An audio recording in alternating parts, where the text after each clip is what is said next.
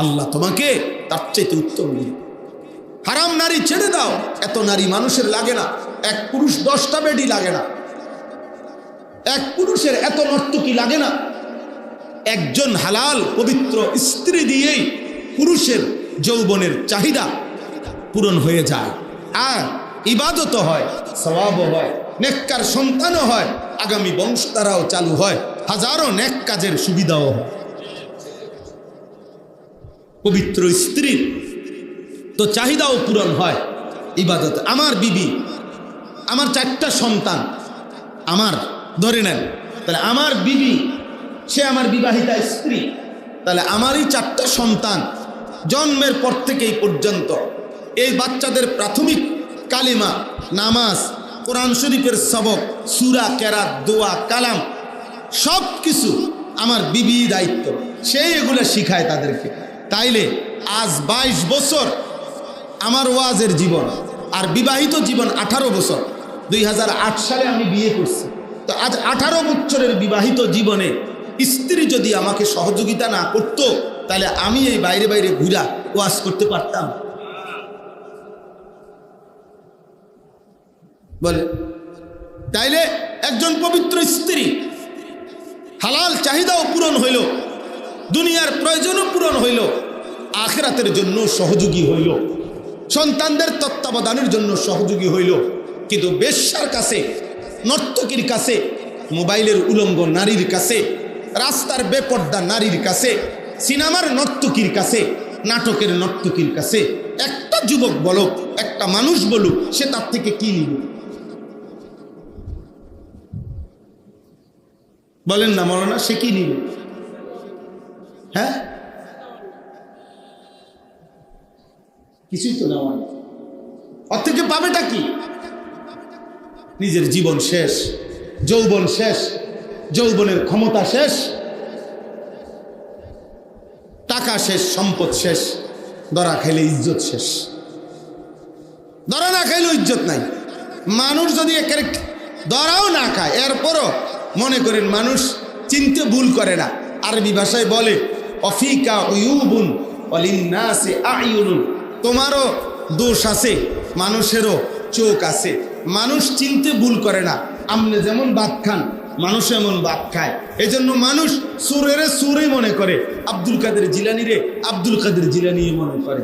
নামাজিকে মানুষে সুর মনে করে না, সুরের মানুষে জুনায়েদ বাগদাদি মনে করে না। মা কথা কয় না? আপনি করেন। একজন লোক সুদখোর, মানুষে জানে না উনি বাইজিদ বুস্তানি স্বাস্থ্য, মানুষে ব্যাক কর, মানুষে ভাত খায় না। হ্যাঁ, আমনের চুল, আমনের চেহারা, আমনের নামাজ নাই, সেজদা নাই, আল্লাহ নাই, খোদা নাই, নামাজ নাই, দিন নাই, বিড়ির গন্ধে কাছে যাওয়া যায় না। মানুষে আমনের মনে করে আল্লাহু আকবার, মাশাআল্লাহ, চাচা একের বাইজিদ বুস্তামি না, মানুষে বুঝছে না। আমনে বিড়ি খান, মানুষে বুঝছে বাইজিদ বুস্তামি। আমনে চা দোয়ানের টেলিভিশন দেখেন, মানুষে আমনের বাপ দিয়ে আছে জুনায়েদ বাগদাদি। হ্যাঁ, মানুষে ব্যাক কর, মানুষে বেউকুফ। আপনি যা, মানুষ বুঝেও তা। কথা বলেন না? আমি যা, মানুষ বুঝেও কি? সততা চাই, নীতি চাই, আন্তরিকতা চাই। আখেরাত দরকার, আখেরাত দরকার, আখেরাত দরকার, আখেরাত দরকার। কুল্লুম ফি কিতাবিন মুবিন। আল্লাহ বলেন আমার এই গোটা সৃষ্টি জগতের সমস্ত মাখলুকাতের যাবতীয় কিছু আমি তাকদীরের মধ্যে আসমান জমিন সৃষ্টির 50,000 বছর আগেই লৌহে মাহফুজে 7 আসমানের ঊর্ধ্বে আমার কুদরতি কলম দিয়ে লিখে ফেলেছি।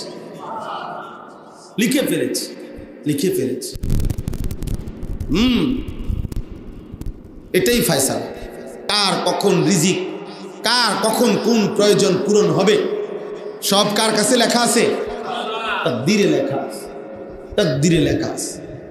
এই জন্য আসলে ছাদের উপরে পানির ট্যাঙ্কি, ওইখানে যদি ট্যাঙ্কির মধ্যে পানি 500 লিটারের ট্যাঙ্কি, নিচে যদি আপনি অজুর জন্য ট্যাপ 5টা লাগান, তাইলেও 500 লিটার পানি শেষ হবে। 10টা লাগান, তাইলেও 500 লিটার পানি শেষ হবে। যদি 20টা ট্যাপও লাগান, তাহলে পানি শেষ হবে কদ্দুর? 500 লিটার। কারণ পানি উপরে টাঙ্কিত কত 500 লিটার। তো যদি বদলাইতে হয়, পানি বাড়াইতে হয়, তাইলে টাঙ্কি বদলাইতে হবে না ট্যাপ বাড়াইতে হবে? কথা কয় না। ট্যাপ বাড়াইলে পানি বাড়বে, কি বদলাইতে হবে?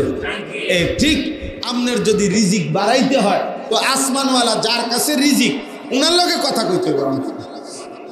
আপনি এনে দান্দাবাজি করলে হইতো না। আপনি মাটির মধ্যে জমিনে আরো দান্দা বাড়াইবেন, এ যত দান্দা যোগফল সমান, বুঝছেন? 12 রে 6 দিয়া, মানে 12 রে 2 ভাগ করলে 6 6, 12 রে 4 ভাগ করলে 3 3 4, 12 রে 3 ভাগ করলে 4 4 4। কথা বুঝছেন? 12 রে যদি 2 ভাগ করেন আপনার, তাইলে 2 2 করে আপনার 6 ভাগ যদি করেন তাহলে 2 2 করে 12। 12 রে যদি 12 ভাগ করেন তাহলে 1 1 1 করে 12। ফলাফল কত? ফলাফল 12। ও ফলাফল ঠেস পর্যন্ত আপনি দূরে আইছে যে দূর আপনার জন্য রিজিক। আপনি মনে করছেন আরে এনতে 30,000, হেনতে 10,000, অন্তে 20,000, এই মিললে হইল 30 আর 20 50, এনে 10 60 60,000। 3টা ব্যবসা করো না, 60,000 আইছে।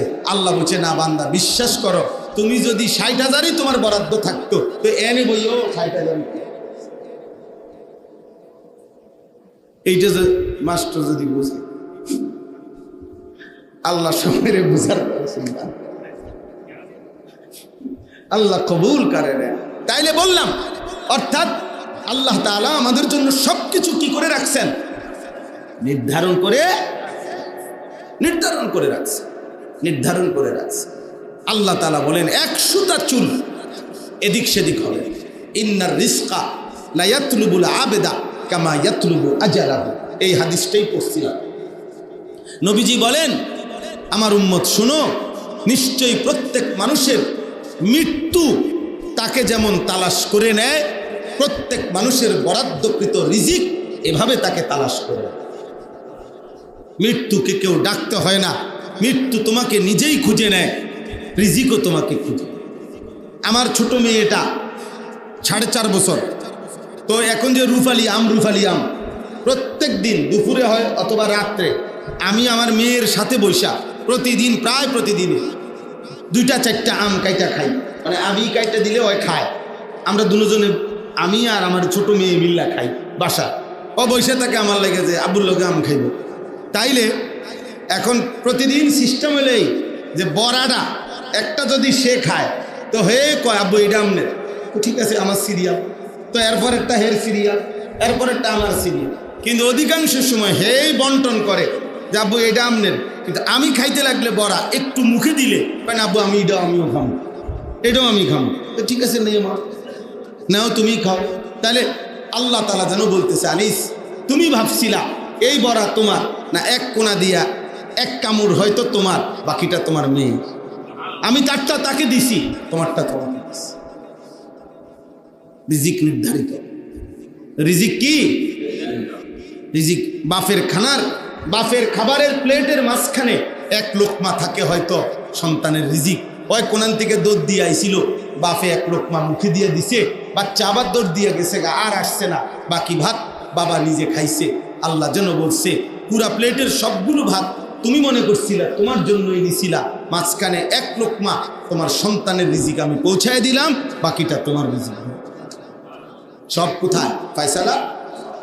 শেষ কথা হলো আহুয়াল্লাযী খালাকাস সামাওয়াতি ওয়াল আরদা ফি 6 আইয়ামিন ওয়া কানা আরশুহু আলাল মা। আল্লাহ তাআলা বলেন, এটা এমনি বুঝবেন এক কথা, এই পৃথিবীতে প্রথম সৃষ্টি আল্লাহর কি ছিল?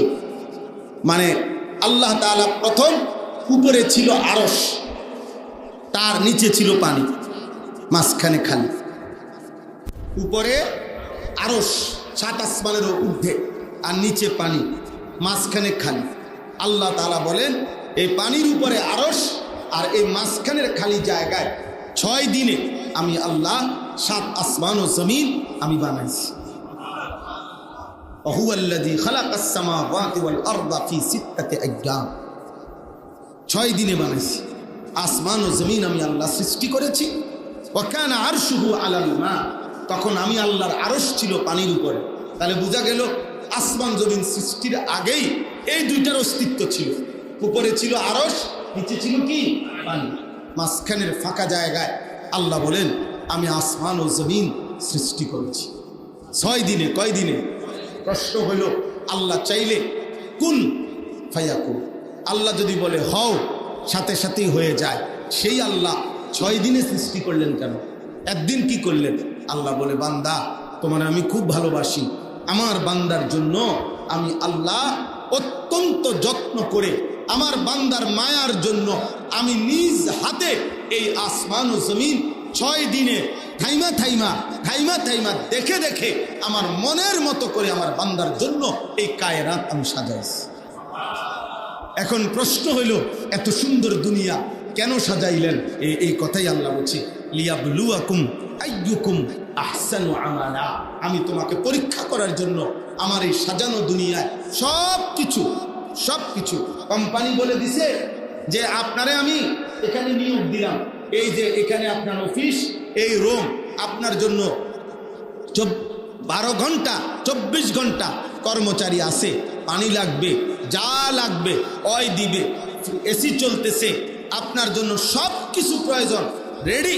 আপনি শুধু আমার কোম্পানির কেমন উন্নতি হয় আপনি এটা খেয়াল করবেন। আর শাজিমের মালিক আল্লাহ বলে বান্দা গোটা পৃথিবী আমি তোমার জন্য সাজাইছি, গোটা পৃথিবীর সব কিছু আমি যথাসময়ে তোমার কাছে পৌঁছাবো। শুধু তোমার থেকে আমি চাচ্ছি তোমার অজু, গোসল, নামাজ, রোজা, হজ, জাকাত, জিকির, তেলাওয়াত, পাক নাফাক, হালাল হারাম, তোমার জিন্দেগিটা আখিরাতের আলোকে যেন সুন্দরভাবে গঠন হয়, আমল যেন সুন্দর হয়। এই পরীক্ষাটাই আমি তোমার কাছে চাচ্ছি। বাকি দুনিয়া আমি সৃষ্টি করছি, আমি তোমার কাছে পৌঁছাবো। তুমি শুধু ইবাদতের ফিকির। এই যে বুঝছেন, না বুঝলে কোনো অসুবিধা নেই। আমনে পাত্তা না দিলে কোনো অসুবিধা নাই। আমনের আগেও বহু নাফরমান পাত্তা দেয় নাই, অসুবিধা নাই। যে অনুগত কিংবা অবাধ্য কেউ আর পৃথিবীতে নাই। মজার ব্যাপার হলো এতে কোনো টেনশন নেই, কথা বোঝেন নাই। অনুগতরাও পৃথিবীতে নাই, অবাধ্যরাও কি নাই। আজ থেকে 300 বছর আগের নেককাররা এখন কোথায়? আজ থেকে 300 বছর আগের নাফরমানরা এখন কোথায়? আবু বকর উমর এখন কোথায়? আবু জাহেল আবু লাহাব এখন কোথায়? ফেরাউন কোথায়? মুসা কোথায়? ইমানদারও কবরে, নাফরমানও কি কবর। কাজে অসুবিধা নেই, কারো জন্য কেউ আটকাবে না, কেউ কাউরে ঠেকাইতে পারবে না। প্রত্যেকের মৃত্যুই তাকে এসে নিয়ে যায়। সেজদা কিংবা নাফরমান, আনুগত্য কিংবা অবাধ্যতা, হালাল কিংবা হারাম, পাক কিংবা নাফাক, জীবন শেষই হল। সুখ কিংবা দুঃখ, রাজপ্রাসাদ কিংবা কুড়ে ঘর, ক্ষমতা কিংবা ক্ষমতাহীন, নেতা কিংবা কর্মী, ইমাম কিংবা মুসল্লি, সকলকেই চলে যেতে হবে কোথায়? ওয়ালা ইন কুলতা ইন্নাকুম মাবউসুনা মিন বাদিল মাউত লা ইয়াকুলান্নাল্লাযীনা কাফারু ইন হাদা ইল্লা সিহরুম মুবিন।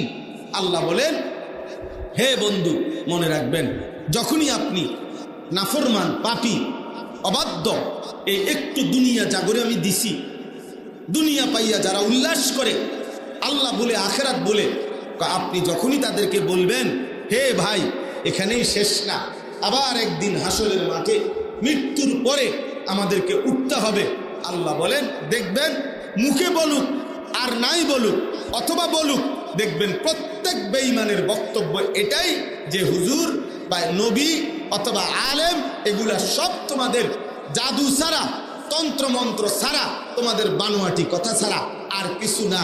হ্যাঁ, আমি যা দুনিয়া ভোগ করতেছি এভাবে আমার উপরে কোনো বিপদ আসবে না, আমার উপরে কোনো মুসিবত।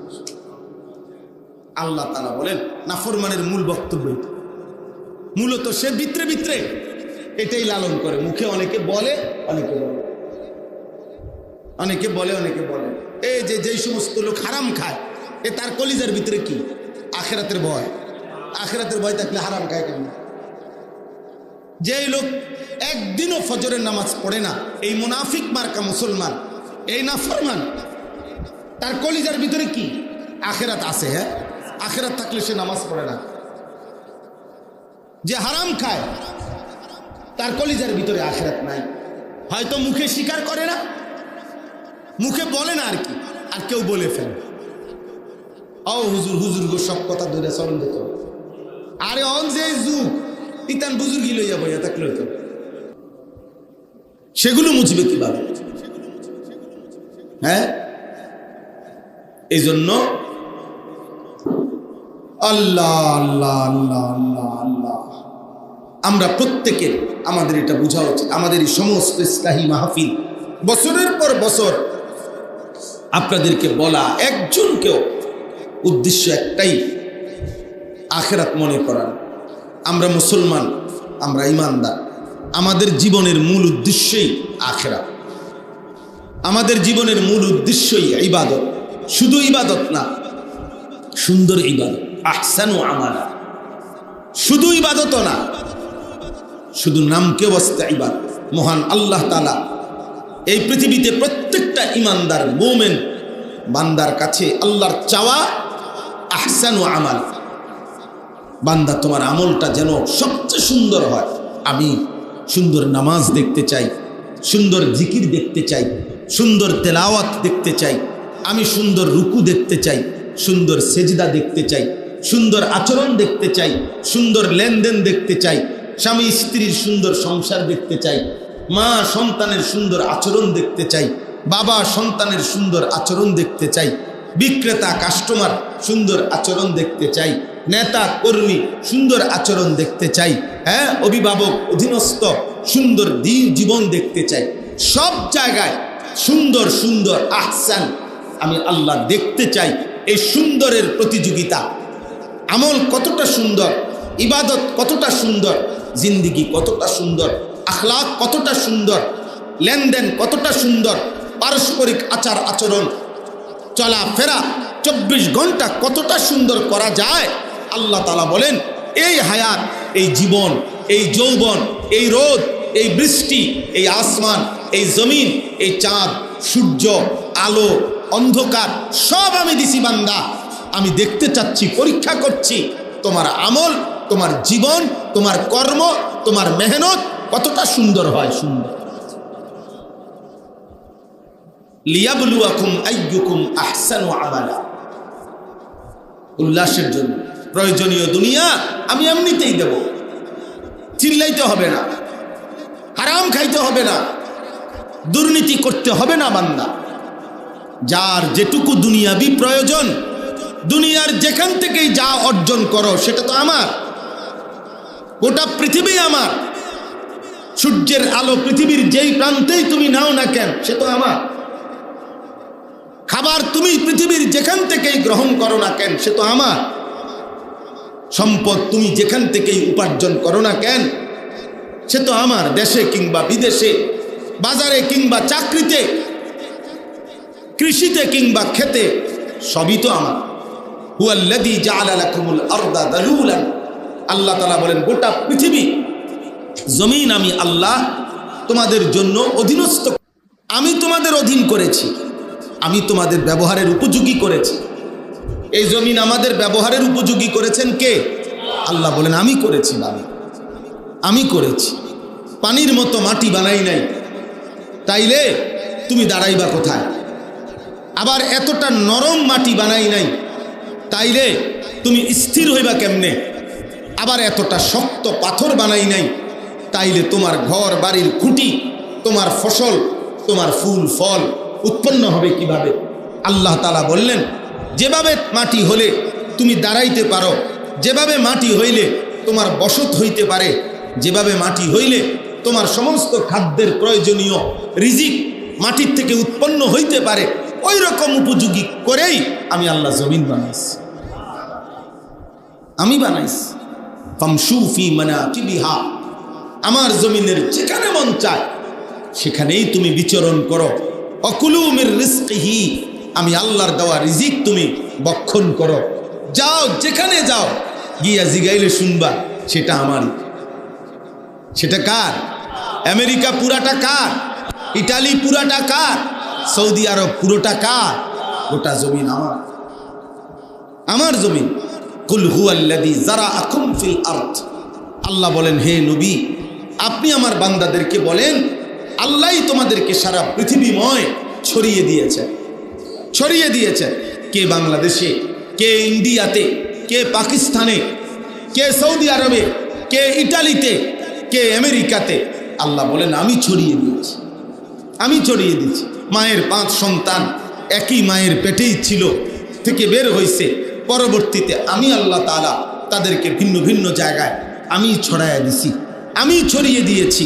তো আল্লাহ তাআলা বলেন, গোটা পৃথিবী আমার, তোমাকে পৃথিবীময় ছড়িয়ে দিয়েছি আমি, সব কিছু আমার। অতএব প্রয়োজনীয় দুনিয়া যার যেটুকু লাগবে, আল্লাহ বলেন এটুকু আমি দেব, আমি পৌঁছাবো। তুমি এটা নিয়ে একমাত্র সাধনা, একমাত্র ফিকির, একমাত্র তোমার বুদ্ধি, বিবেচনা, চিন্তা, কল্পনা, মেহনত, রাত্র দিনের প্রচেষ্টা, শুধু এইটাই বানাইও না। খাবো কি, বানামু কি, থাকবো কি, দুনিয়া ভোগ করবো কি। আল্লাহ বলে না, তুমি চেষ্টা করো, চিন্তা করো আর নাই করো।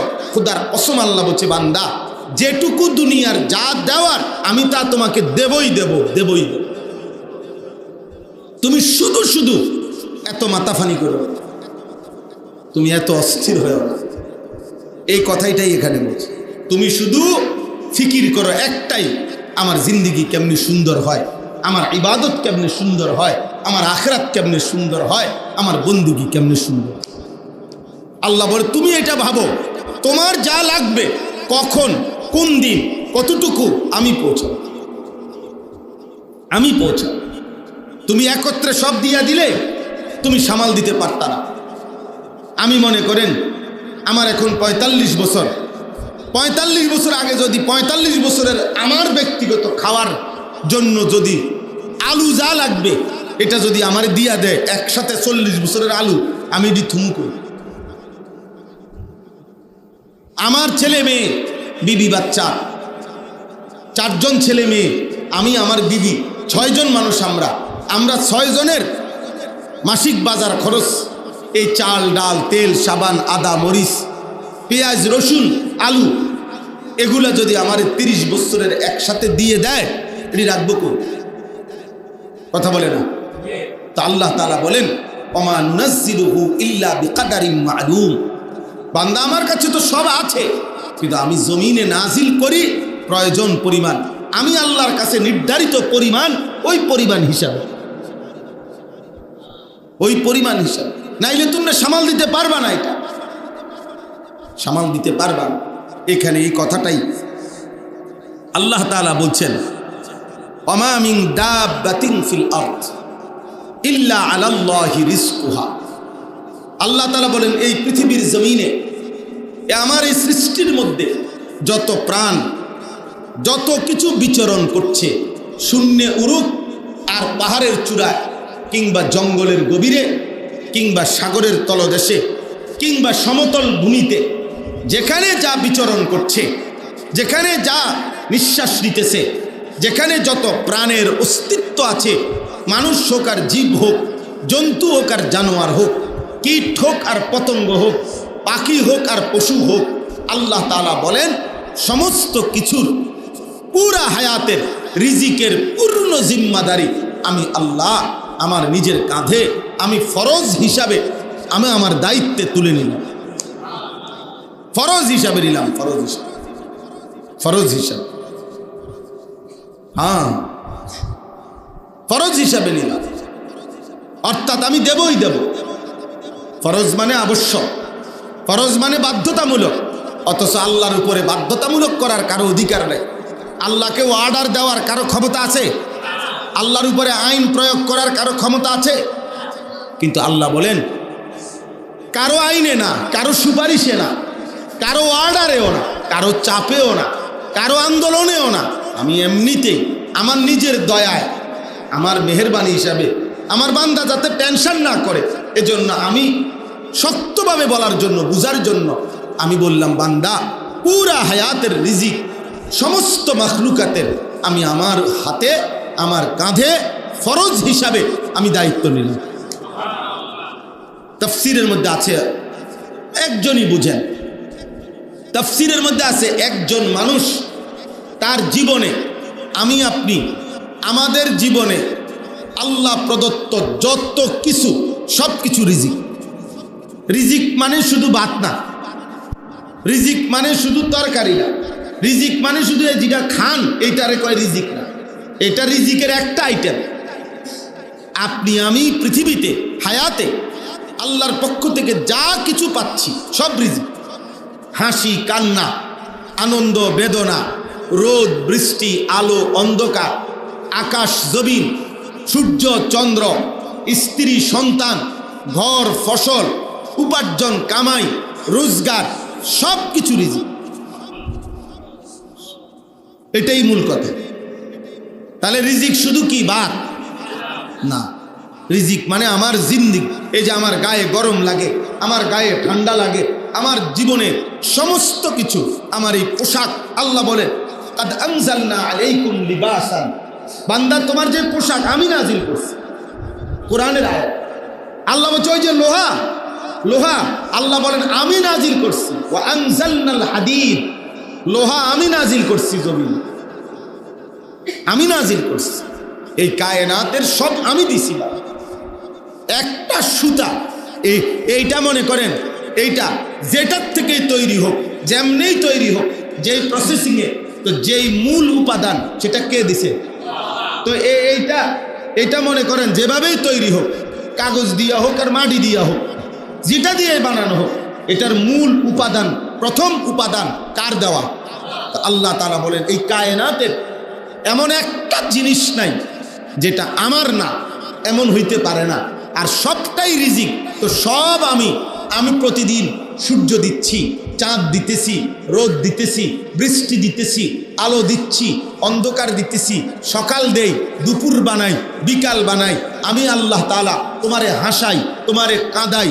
এত কোটি কোটি প্রাণী, এত কোটি কোটি পশু, এত কোটি কোটি জীব, তোমাদের প্রয়োজনে সব আমি প্রস্তুত রাখতে পারছি, সব দিলাম নিয়ম মাফিক।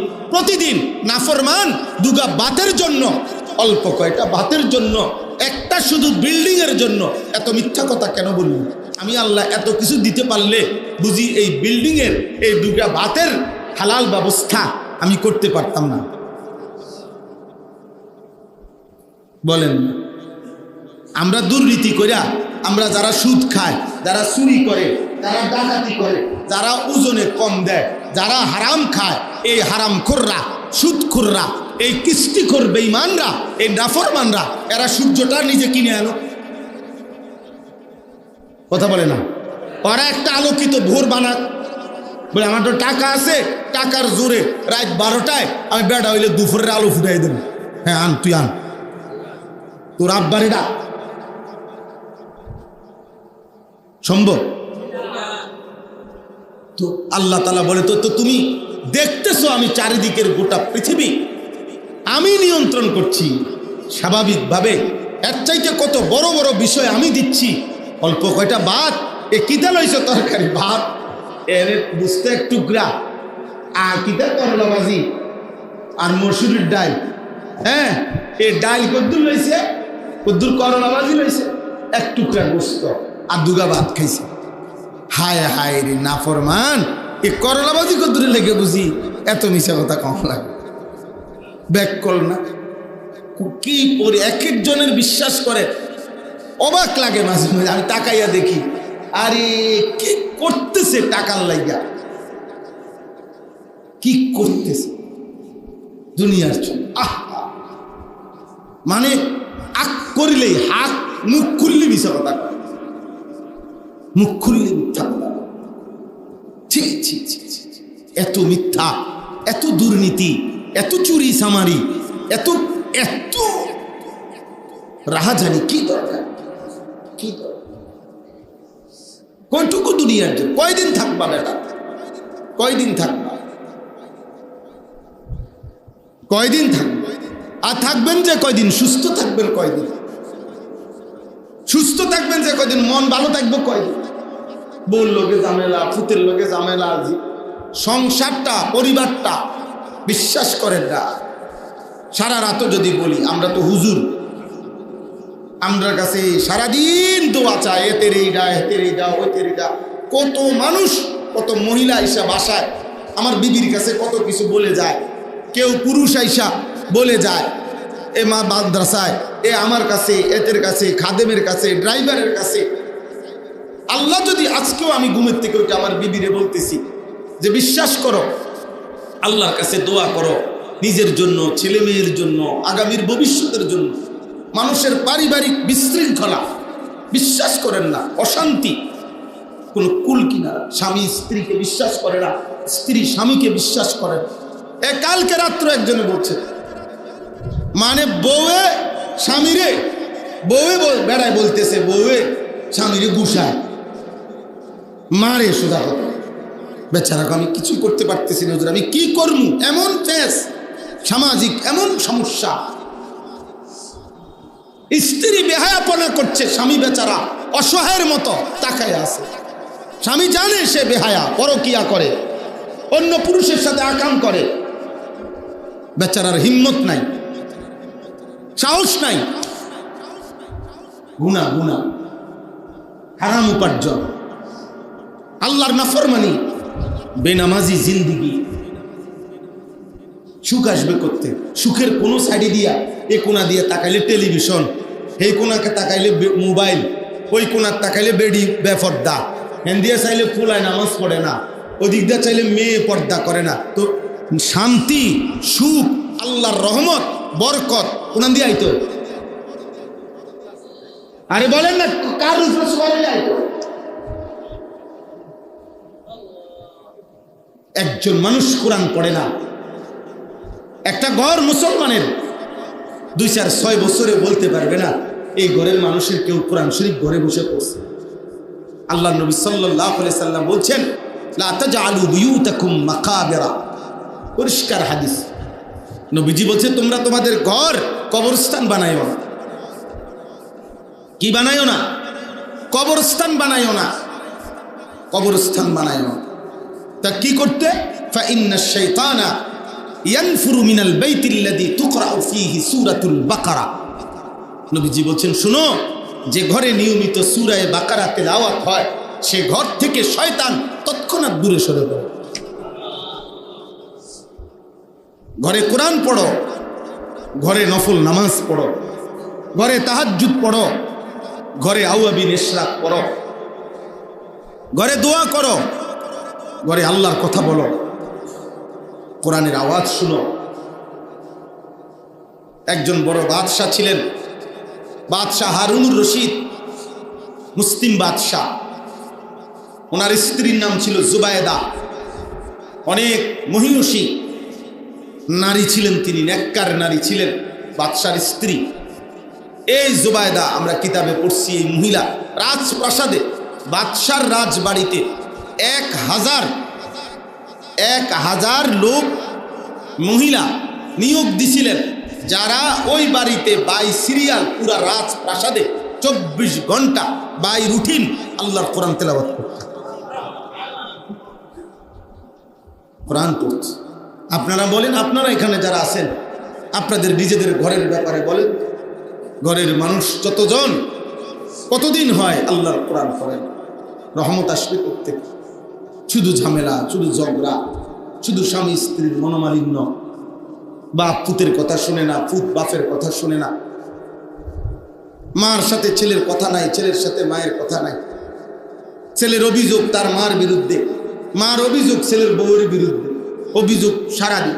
এবিডির কথা হইল যত দোষ পুতের বউ, পুতের বউর কথা হইল যত দোষ এই শাশুড়ির। মানে পুতের বউর দৃষ্টিতে শাশুড়ি এবিডি কোনো মানুষে না, শাশুড়ির দৃষ্টিতে পুতের বউ এবিডি কোনো মানুষে। দোনো গায়ে জালেম, তো তাহলে ইনসাফ কার কর? মূল কাহিনী গুলো, মূল কাহিনী কি? মূল কাহিনী রহমত আসবে যেভাবে, আল্লাহর ইবাদত করলে রহমত আসে, আল্লাহর কাছে কাঁদলে রহমত আসে, তাহাজ্জুদ পড়লে রহমত আসে, চোখের পানি পড়লে রহমত আসে। তো সেটা আয়োজন কোথায়? আপনি উপার্জন করলে না আপনার ঘরে সামান আসবে, আপনি পরিশ্রম করলে না আল্লাহর দয়া হবে। তো দুনিয়াও যেরকম পরিশ্রমের মাধ্যমে আল্লাহর দয়ায় উপার্জন করতে হয়, তো সুখ শান্তি রহমত মাগফিরাত বরকত এটাও তো আল্লাহর কাছ থেকে মেহনত কইরা ইবাদত কইরা কাঁদাকাটি করে তো নিতে হবে না।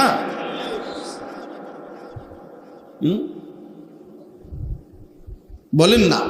আপনি বসে বসে বিড়ি খাইবেন আর আল্লাহ তাআলা আপনার উপরে রহমত নাজিল করবেন। আপনি বসে বসে চা দোকানে টেলিভিশনে নর্তকীর নাচ দেখবেন আর আপনার উপরে আল্লাহ রহমত নাজিল করবেন। আপনার ছেলে 365 দিনে একদিনও ফজরের নামাজ পড়বে না আর আপনার ঘরেই আল্লাহ কেবল রহমত নাজিল করতো। আল্লাহর ঠেকা লাগছে। হ্যাঁ, এটা ইনসাফ আপনি দিবেন? আপনার অফিসে নিয়োগকৃত কর্মচারী আজগা 1 বছরে আপনার অফিসে কাজে আসে না, 1 মাস ধরে, এরপরও আপনি প্রত্যেক দিন তার বাজার করে দিবেন তো?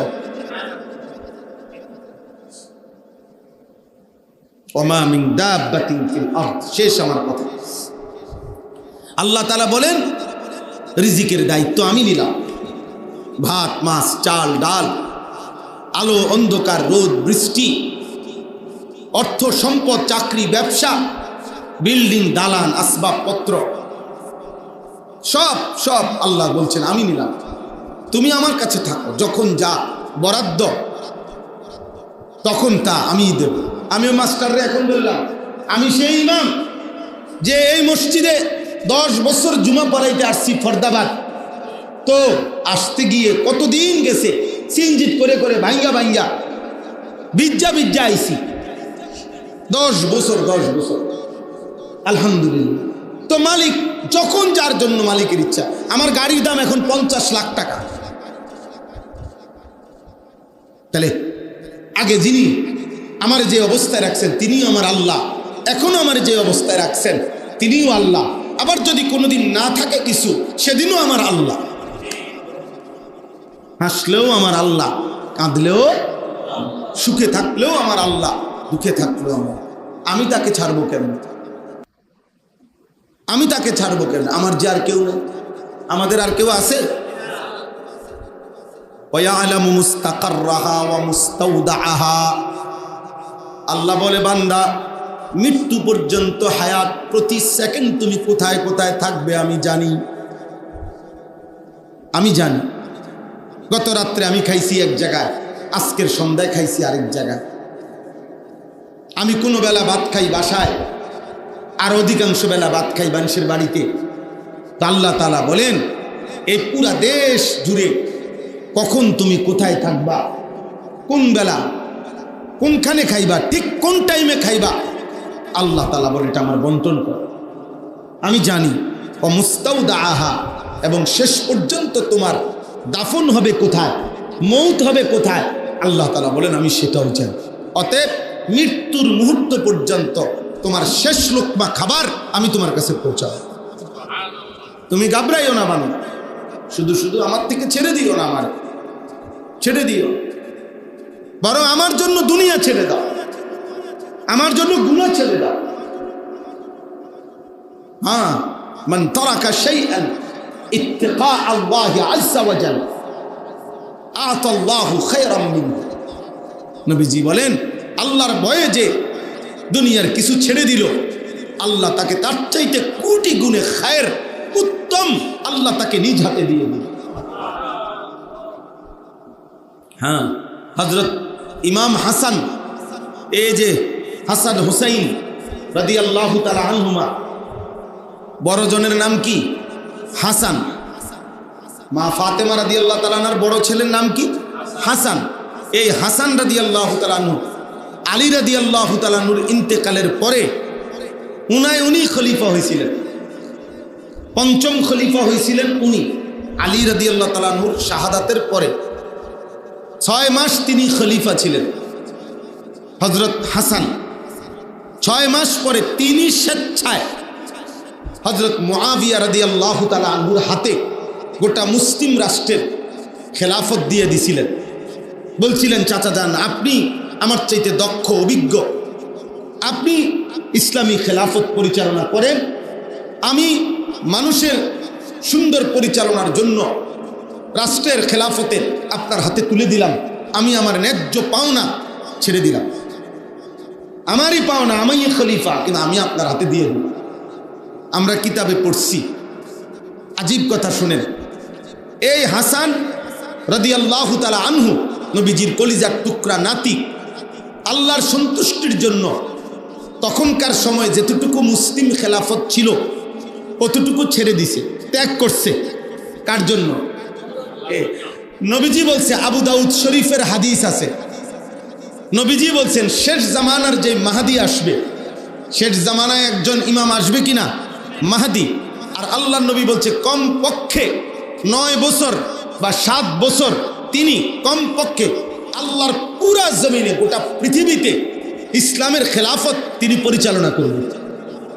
সারা পৃথিবী খলিফাতুল্লাহ আল মাহদি, আল্লাহর খলিফা তিনি, সারা পৃথিবীতে ইসলামী খেলাফত পরিচালনা করবে এই মাহাদি। তাহলে মাহাদি হবে সারা পৃথিবীর খলিফা। কথা বুঝছেন? আল্লাহ নবী স্পষ্ট বলে গেছে হাদিসে, বিশুদ্ধ হাদিস, নবীজি বলছে আমার নাতি হাসান, এই হাসানেরই বংশধর হবে শেষ জামানার মাহাদি। মাহাদি কোন কে? হাসানের কি বংশ? তো কিতাবে লিখছে, দেখেন ওই সেই হাসান যে একদিন ইসলামী খেলাফত ছেড়ে দিছে আল্লাহর জন্য। আল্লাহ যেন বলছে হাসান তোর বংশধরে আমি পুরা জমিনের খেলাফত তোর বংশধরের হাতে তুলে দেব। আল্লাহর জন্য ছেড়ে দাও, গুনাহ ছেড়ে দাও, হারাম ছেড়ে দাও, সুদ ছেড়ে দাও, আব্বা মিথ্যা ছেড়ে দাও।